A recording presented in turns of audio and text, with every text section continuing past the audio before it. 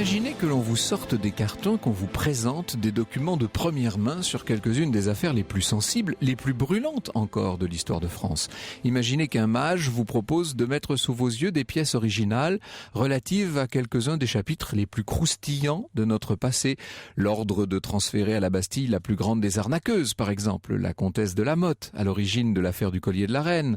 Le rapport du gardien de la paix qui relate l'assassinat de Jean Jaurès à la toute veille de la Première Guerre mondiale, avec la fiche de reconstitution des faits, les minutes de l'interrogatoire de Marcel Petiot, le 31 octobre 1944, et puis des comptes rendus d'opérations, des fiches personnelles sur certaines dames surveillées, comme la Païva et même Sarah Bernard, des rapports confidentiels sur les lieux de débauche de la capitale, de génération en génération, et jusqu'à des lettres d'aveu soigneusement mises de côté. Le mage en question existe, il s'appelle Bruno Fuligny et dans un ouvrage devenu maintenant célèbre qui a été publié en 2009 chez l'Iconoclaste, il a présenté tous ces trésors issus des archives de la préfecture de police et il a demandé à nos meilleurs historiens de les présenter et de les commenter. Ce livre va ressortir très prochainement, il est réédité le 18 octobre prochain dans une version souple et ça s'appelle tout simplement « Dans les secrets de la police, 4 siècles d'histoire, de crimes et de faits divers dans les archives de la préfecture de police ». Alors ça donne une collection de pépites. Par exemple, Jean Lacouture se penche sur un événement survenu à la veille de la victoire du Front populaire en février 1936.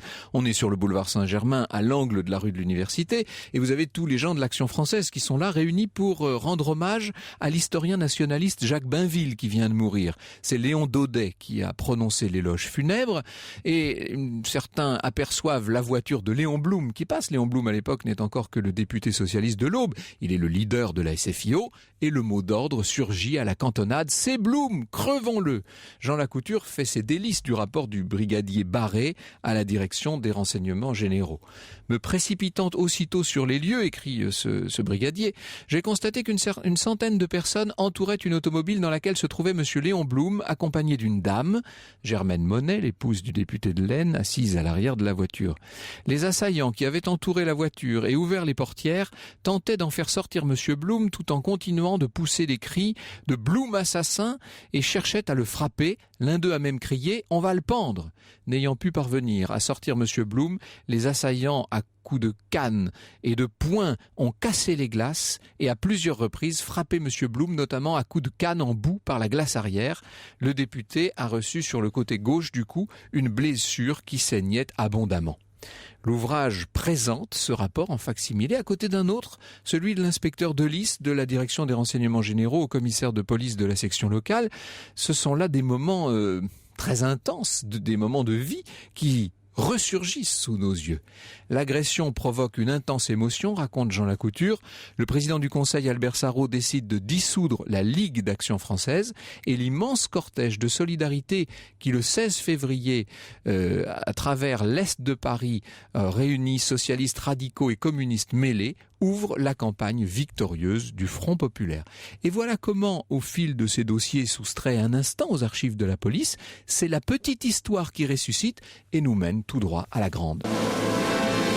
L'histoire sur Europe 1, c'est avec Franck Ferrand. Et avant votre récit, Franck, nous vous retrouvons sur Europe 1 avec Bruno Fuligny, qui est écrivain et historien. Il a dirigé le beau livre dans les archives secrètes de la police, 4 siècles d'histoire, de crimes et de faits divers dans les archives de la préfecture de police, disponible chez l'Iconoclaste. Il sera d'ailleurs réédité le 18 octobre prochain en version souple. Voilà, et ça va s'appeler « Dans les secrets de la police », tout simplement. Je dis ça pour tous nos auditeurs libraires, qu'ils ne s'y perdent pas dans ces différents titres, « Dans les secrets de la police », sous la direction de Bruno Fuligny. Merci beaucoup Bruno Fuligny d'être des nôtres, d'avoir réussi à vous soustraire à vos grandes occupations à l'Assemblée nationale pour venir nous parler de ces archives incroyables. Alors tout à l'heure, je vais raconter la vie de Vidocq, qui est un peu dans l'imaginaire collectif en France, considéré comme le père, l'un des pères de la police. Il faudrait parler de Fouché, évidemment de Larigny, on y vient dans un instant.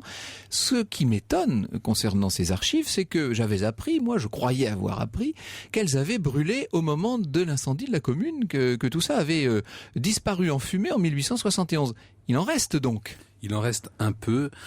Quand on voit ce qui reste, on regrette évidemment, on imagine ce qui a disparu, les trésors qui sont partis en fumée. Disons que des pans entiers de l'histoire de France. Oui, parce qu'il faut bien voir que la préfecture de police fondée en 1800 est l'héritière de la lieutenance générale de police fondée sous Louis XIV et qui elle-même bien continuait plus ou moins la prévôté médiévale. Donc il y avait des archives qui remontaient au Moyen-Âge. Alors certains éléments avaient été cachés pendant le siège de Paris et donc n'ont pas brûlé. D'autres dossiers étaient dans les bureaux et pas encore archivés. Donc de ci, de là, par exemple, on a... Ce sont des vestiges d'archives. Ce sont des en tout cas, pans qui ont échappé 1871. C'est ça. Des vestiges intéressants. Par exemple, vous avez tous les registres d'écrous des anciennes prisons parisiennes. À commencer, la Bastille, la Conciergerie, toutes ces prisons, y compris les petites prisons qui ont disparu. Donc c'est d'ailleurs les entrées, les sorties. Les entrées, les sorties, avec dans la marge les motifs pour lesquels on a arrêté tel individu, le supplice auquel il est condamné et auquel il se rend tel jour, à telle date. On a la signature de celui qui amène le condamné ou celui qui vient le chercher. Donc ce sont quand même des documents intéressants. Mais il est vrai qu'il y a eu un grand incendie dans la commune qui a fait disparaître des trésors. En revanche, depuis 1871, là c'est d'une richesse absolument incomparable. Alors avant d'aller nous balader, si je puis dire, dans ce fonds d'archives et d'évoquer un certain nombre de soulevés, le coin de quelques dossiers célèbres, j'aimerais que vous comment pourrais-je dire, que vous nous éclairiez sur l'histoire de la police elle-même. La police moderne, telle qu'on l'entend, ça n'existe guère avant Louis XIV, vous disiez. Ah oui, c'est une invention récente. C'est-à-dire que pendant très longtemps, il n'y a pas de police indépendante. Les forces de l'ordre, pour employer un terme anachronique, sont tout simplement des auxiliaires de la justice. Voilà. Un petit peu comme les gardiens de prison aujourd'hui. Et quand on dit de la justice, on devrait même dire des justices, car il y a de nombreuses justices concurrentes. Il y a la justice royale, la justice ecclésiastique, les justices seigneuriales, sans compter des droits très particuliers. Songez que les étudiants à Paris dépendent du roi de la Basoche, c'est-à-dire d'un pseudo-roi qu'ils ont eux-mêmes choisi en leur sein et qui est compétent pour la plupart des litiges entre étudiants. Donc il y a plein de bonnes raisons d'échapper. C'est une justice qui ressemble plus à du bizutage qu'autre chose, là. Oui, c'est une justice qui pouvait être rigoureuse, mais qui était essentiellement indulgente. Et de façon générale, il y avait d'abord un véritable kaléidoscope, une multitude de justices différentes, et cette justice avait simplement des hommes de main. Autant dire que si on ne prend pas un criminel sur le fait, il y a à peu près aucune chance pour qu'une enquête aboutisse à une condamnation. Et puis arrive Nicolas de La Reynie. Alors Nicolas de La Reynie ne vient évidemment pas tout seul, il est nommé par Louis XIV et sur une suggestion de Colbert. Et là on entre dans la police moderne, c'est-à-dire que, pas pour toute la France, mais pour Paris, où véritablement le pouvoir du roi est défié par de véritables confréries de larrons, de voleurs, de malfaiteurs. C'est le milieu avant la lettre. C'est mieux que le milieu. C'est un véritable royaume dans le royaume. Et d'ailleurs, il y a un roi des thunes, la thune étant la pièce d'argent, qui règne sur l'ensemble des malandrins, malfrats, tire-laines de Paris. C'est la fameuse cour des miracles qui est véritablement le siège de cette royauté de malfaiteurs qui met la ville en coupe réglée. Alors, le pouvoir royal décide de mettre fin à cela. On nomme La Reynie lieutenant général de police, c'est-à-dire qu'on crée une magistrature indépendante. C'est incroyable si on réfléchit. Ce monarque absolu, monarque de droit divin, pour Paris, va déléguer en quelque sorte son pouvoir absolu à un magistrat en qui on a une très haute confiance et qui va exercer un pouvoir mais extraordinaire, puisque le pouvoir de police, c'est pas seulement d'arrêter les criminels, c'est un pouvoir d'urbanisme aussi, c'est un pouvoir qui tient à l'hygiène, c'est celui qui va installer des lanternes pour que la ville soit fréquentable la nuit, c'est quelqu'un qui va totalement refaçonner la ville de Paris et la façon dont on y vit, d'autant que La Reynie va rester lieutenant général de police pendant 30 ans. Et ça, c'est très important. Il y en aura d'autres par la suite sous le règne de Louis XV, on pense à Berryer, enfin des gens comme ça qui vont jouer un rôle très important dans cette organisation progressive de la police. Ce qu'on a tendance à oublier, c'est que la police, c'est avant tout du renseignement. Et c'est ça, finalement, le rôle essentiel de la police de cette époque. Le meilleur enquêteur gagnera de toute façon un temps fou s'il a des informations, s'il a ce qu'on appellerait des indications et donc des indicateurs. Des mouches. Voilà, au temps de Louis XIV, on ne dit pas indique, on dit des mouches, ce qui donnera le mot mouchard ensuite. Et il y a véritablement un essaim de mouches dans la capitale, mais aussi à Versailles et un petit peu partout. Et la Reynie dira qu'il recrute chez les valets et les ducs. En compagnie de Bruno Fuligny cet après-midi, nous plongeons dans le cœur des archives secrètes de la police. Franck Ferrand sur Europe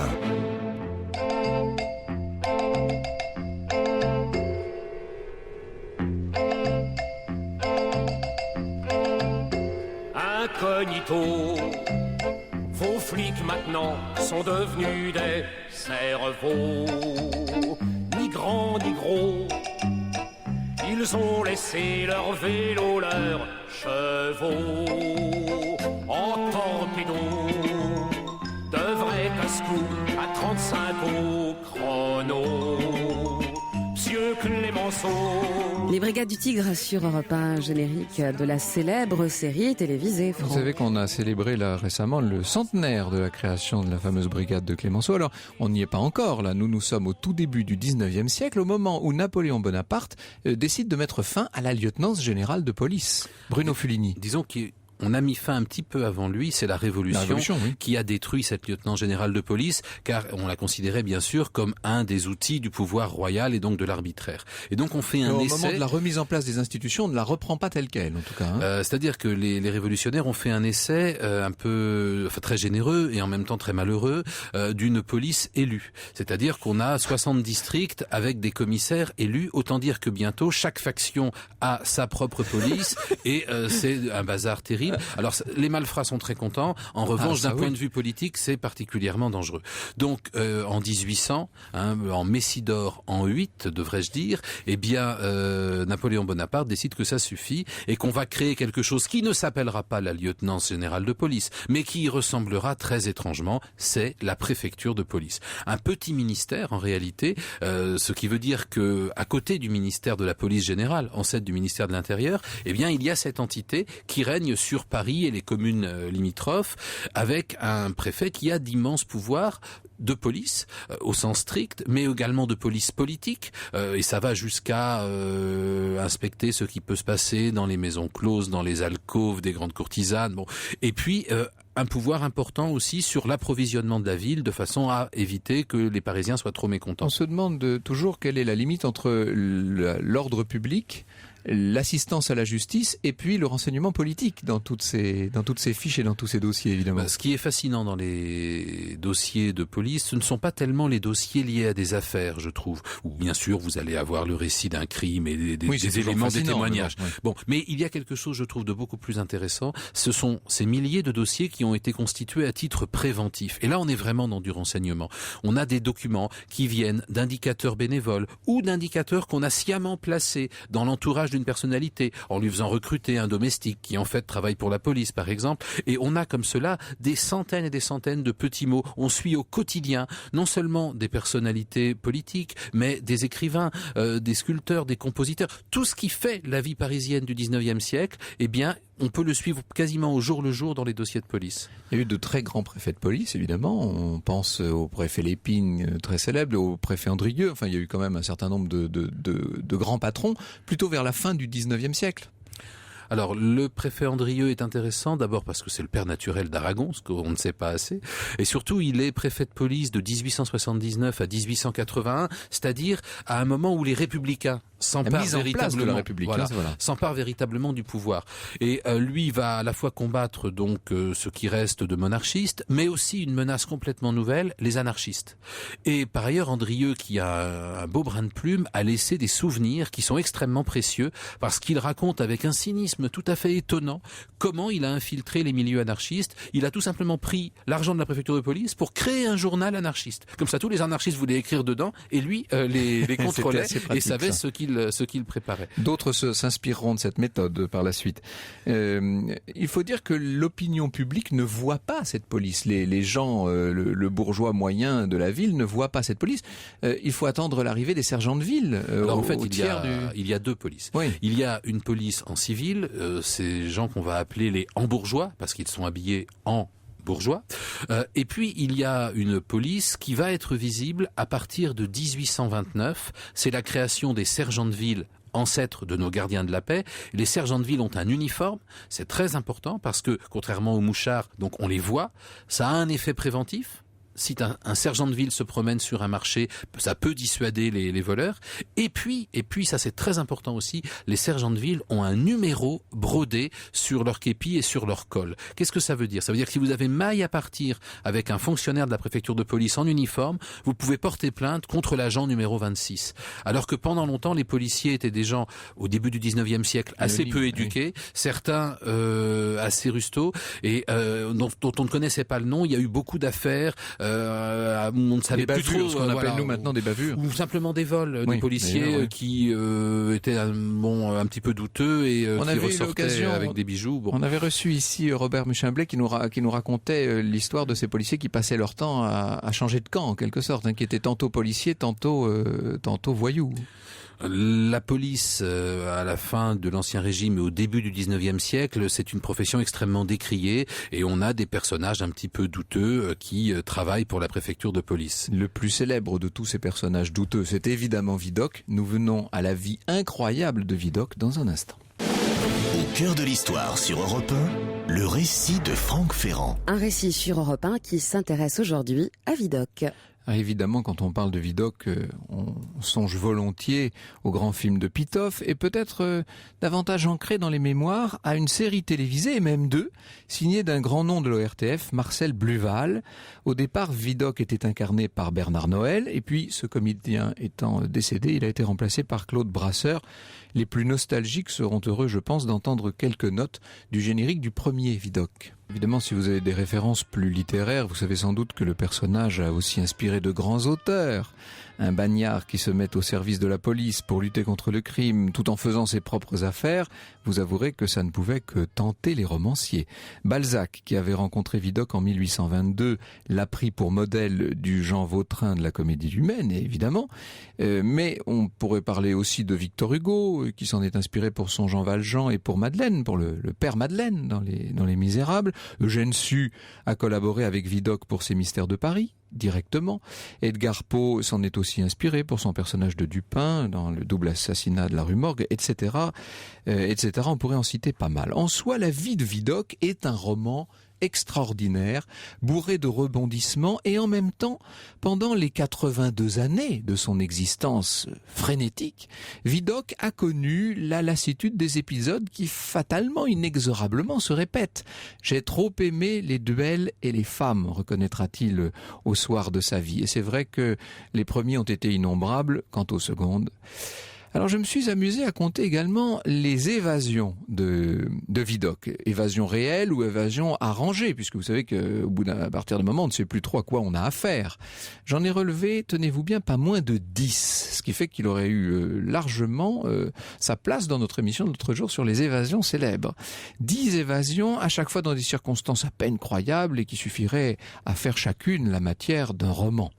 Il y a aussi dans cette vie foisonnante des engagements militaires et des désertions, des affaires infernales, des opérations crapuleuses ou pseudo-crapuleuses, et puis anti-crapuleuses et toutes sortes d'affaires financières, commerciales, politiques. Vidocq était un homme qui regorgeait de projets.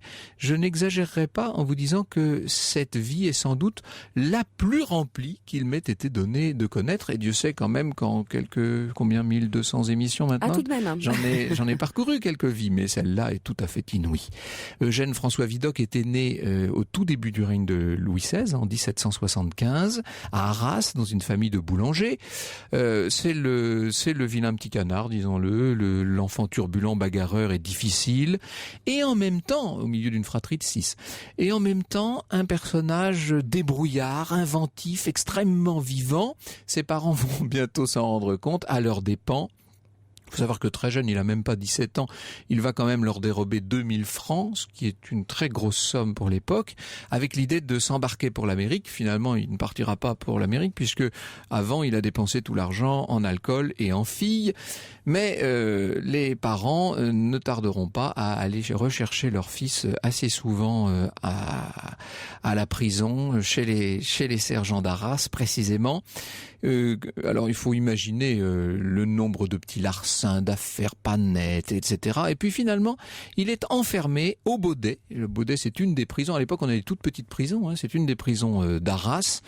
Et les parents de Vidocq décident de ne rien faire pour l'en faire sortir. Tu verras, dit Madame Vidocq à son mari, tu verras, ça va lui servir de leçon. Après ça, il s'agira. C'est Vidocq lui-même qui nous raconte l'anecdote. La pauvre femme, si elle avait pu se douter. À 19 ans, le voilà condamné à 3 mois de prison pour s'être disputé avec un capitaine du génie. Je ne vais pas tout vous raconter parce que ça n'arrête pas. C'est constamment des affaires, très souvent des rixes liés à des histoires de femmes. D'ailleurs, disons-le, il n'y a pas que des histoires d'argent dans cette jeunesse turbulente. Il se trouve que pendant son enfermement, il va rendre service à un brave paysan qui a été enfermé là plus ou moins par erreur. Il sert de complice à des gens qui vont réaliser un faux ordre de sortie pour aider à faire libérer ce brave paysan, sauf que le brave homme, rattrapé bien entendu, va dénoncer ses complices et que là, cette fois, pour Vidocq, ça commence à aller très mal. C'est là qu'il est obligé, si je puis dire, de s'évader une première fois grâce à un uniforme que lui a procuré une de ses maîtresses. Il sera dénoncé. Le commissaire de la ville vient en personne l'arrêter dans la taverne où il se trouve. Alors, il est là devant la porte de la taverne. Il leur dit « Entrez, messieurs, Vidocq est là. S'il vous plaît, ne faites pas de bruit. Je vais m'arranger pour vous mettre en sa présence. » Évidemment, les policiers entrent. Ils ferment la porte à double tour et c'en est terminé de cette affaire-là. J'avais 21 ans, écrit Vidocq dans ses mémoires, mais ce n'était pas le complice douteux d'un faux ridicule qu'on frappait lorsqu'on l'a condamné au bagne, car à 21 ans il est condamné au bagne. C'est sur le détenu remuant, indocile, audacieux, c'est sur le chef de tant de complots d'évasion qu'il fallait faire un exemple. Je fus sacrifié pour l'exemple. Il va quand même passer de 1796 à 1811, il va passer 15 ans au bagne, ça c'est la période extrêmement dure de sa vie, et c'est en 1811, au cours d'un transfert de prisonniers, que Vidocq va réussir à s'évader.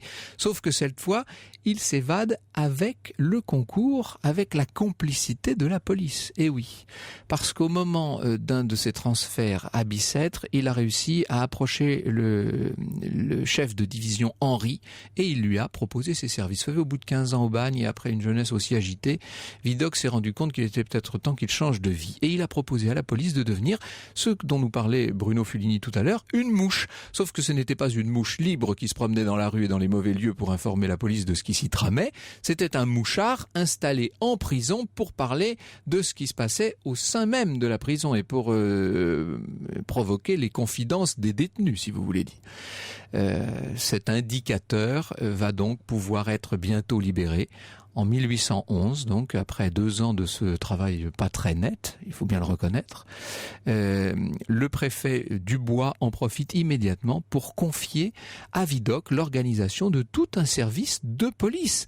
Et de 1811 à 1827, on va voir Vidocq mener une activité policière sans répit. Il est partout à la fois, cet homme-là, et bien entendu, comme les gens dont on n'arrive jamais à les situer, comme ceux qui, anciens bagnards, deviennent évidemment policiers, il a mauvaise réputation au sein même de la police et chez ses supérieurs.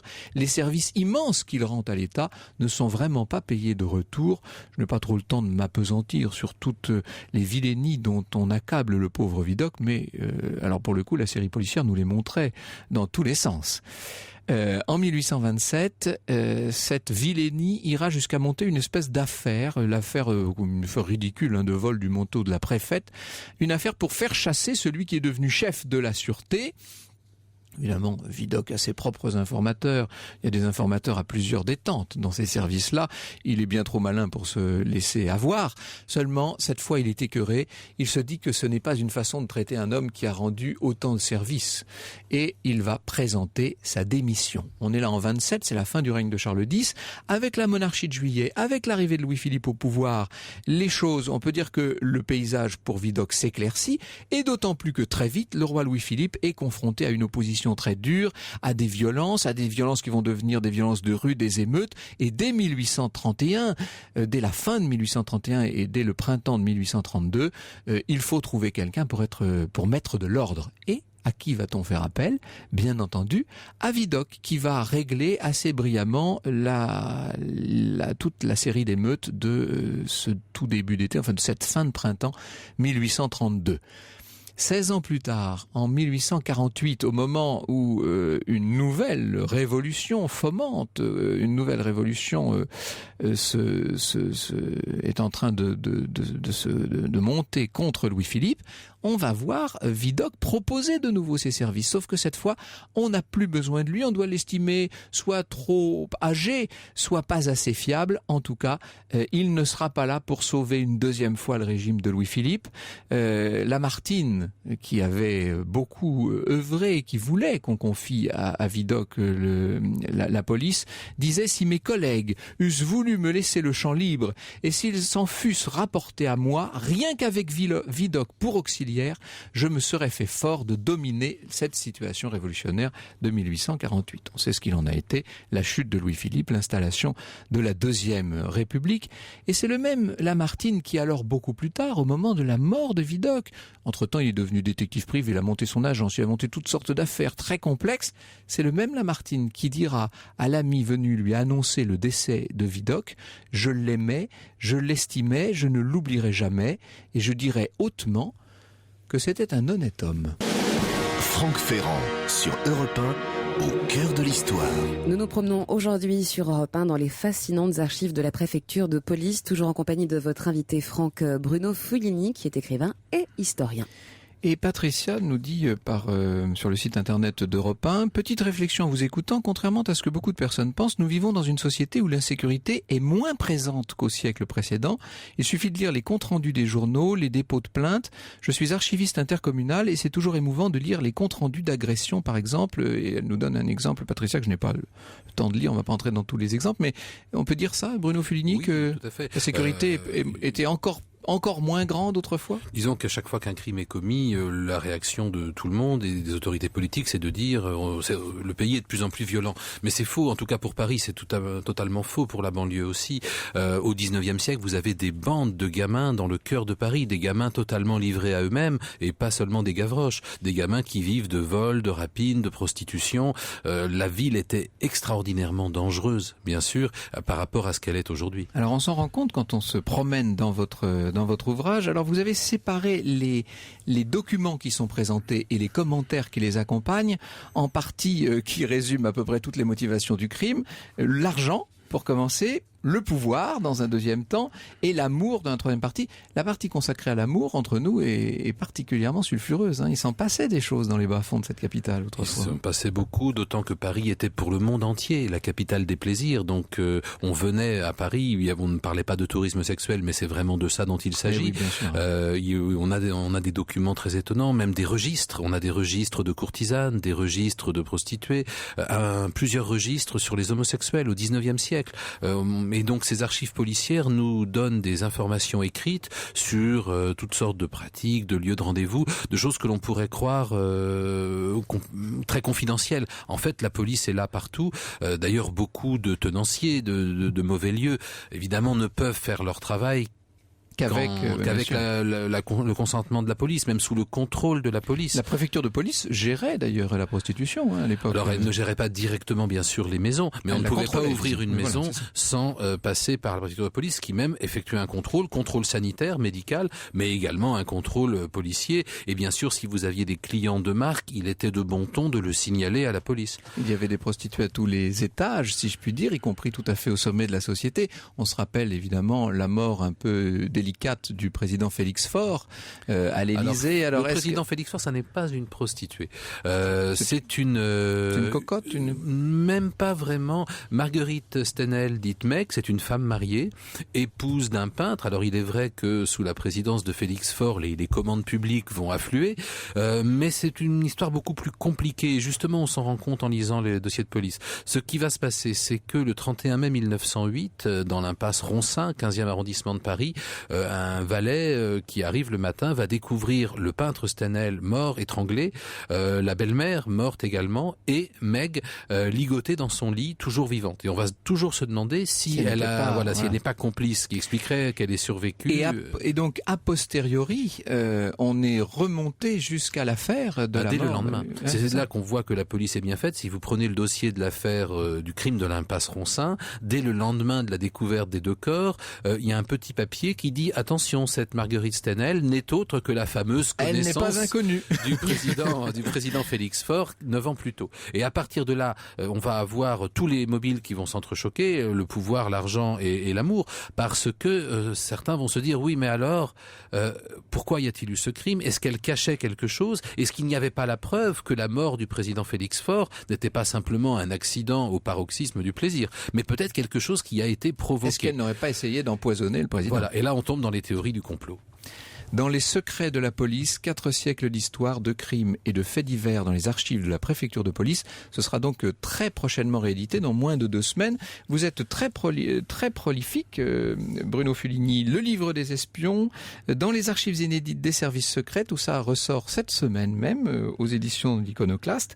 Et puis, aux éditions des Arènes, un petit livre pour lequel vous reviendrez, parce qu'on va en parler, c'est trop drôle, un livre collectif qui s'appelle « La tortue d'Eschyle et autres morts stupides de l'histoire », voilà qui promet encore de bons moments. Un beau programme, ouais. L'histoire sur Europe 1, c'est avec Franck Ferrand.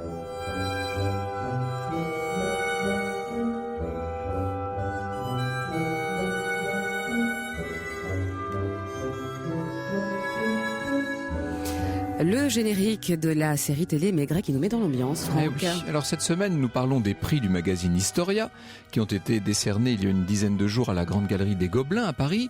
10 jurys se sont réunis pour primer des initiatives, des initiatives heureuses dans le domaine de l'histoire. Alors hier, je vous parlais des lauréats pour le jeu vidéo et le roman policier. Je voudrais aujourd'hui évoquer les vainqueurs des prix de l'exposition et de l'inattendu, tous deux en rapport du reste avec notre sujet policier du jour, ça tombe bien. Le prix Historia de l'exposition est revenu à un événement qui a marqué l'année passée aux Archives nationales, une remarquable exposition de Pierre Fournier et Jean-Marc Berlière consacrée au fichage policier en France du début du 19e siècle aux années 1960.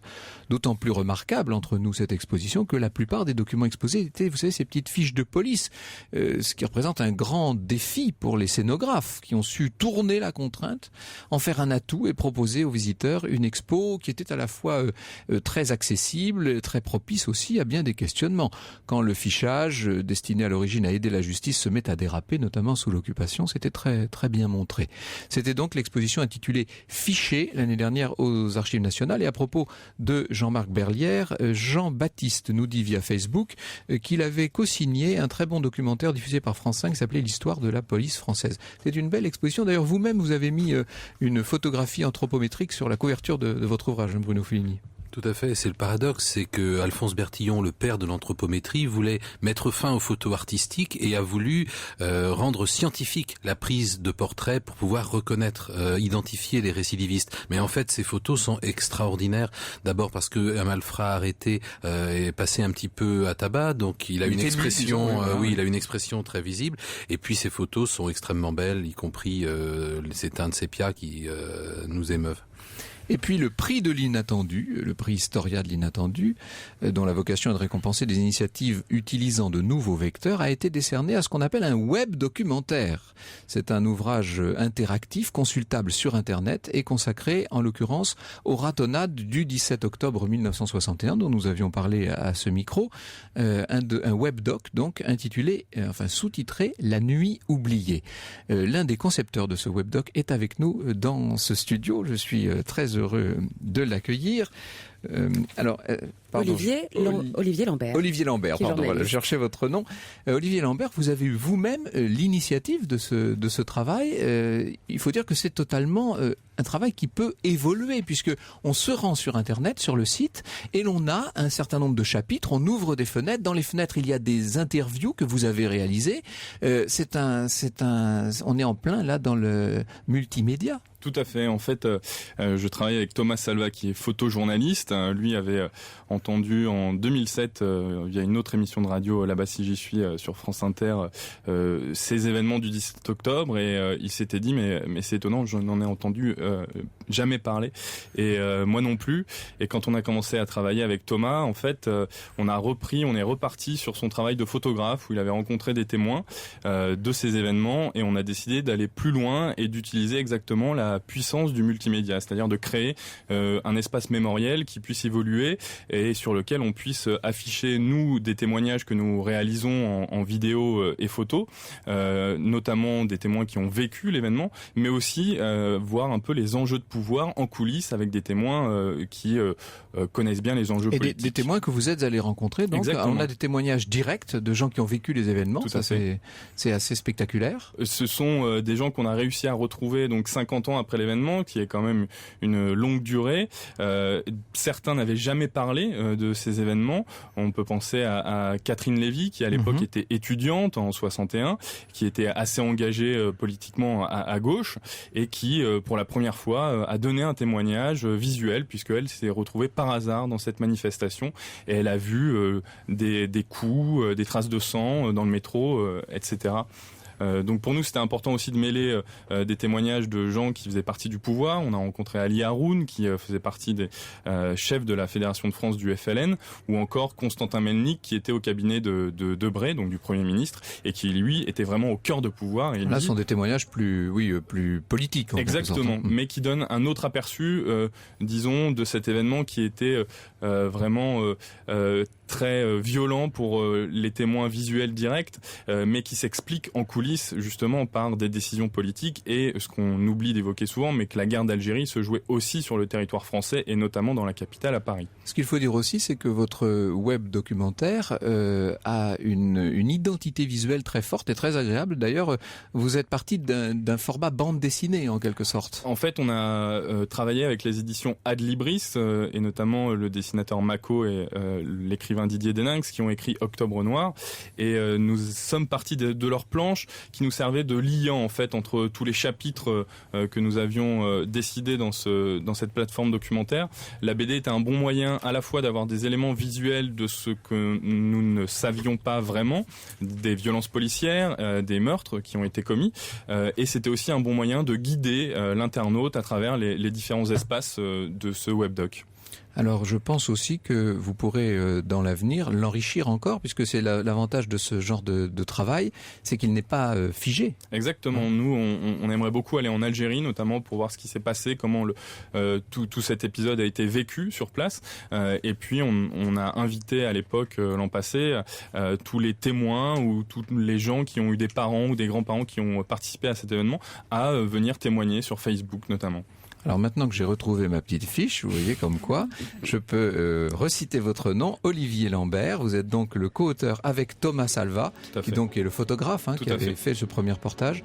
Olivier Lambert et Thomas Salva, les co-auteurs de ce web documentaire. 17 octobre 1961, La Nuit oubliée. On m'a donné 2 lignes avec toutes les indications pour les... Mais il suffit, je l'ai fait moi-même, il suffit d'aller sur Internet, sur n'importe quel moteur de recherche. Vous tapez ce titre et vous êtes directement en présence de l'événement.